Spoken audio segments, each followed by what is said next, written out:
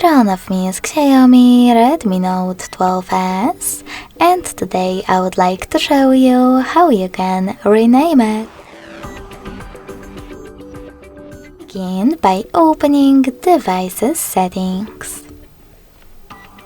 In them, tap on About Phone section and choose Device Name.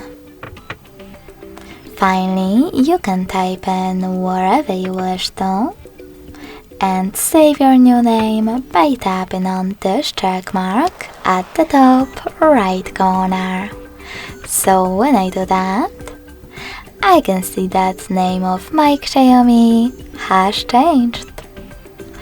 Thanks so much for watching. If you enjoyed this video, don't forget to leave a like, comment and subscribe. Bye!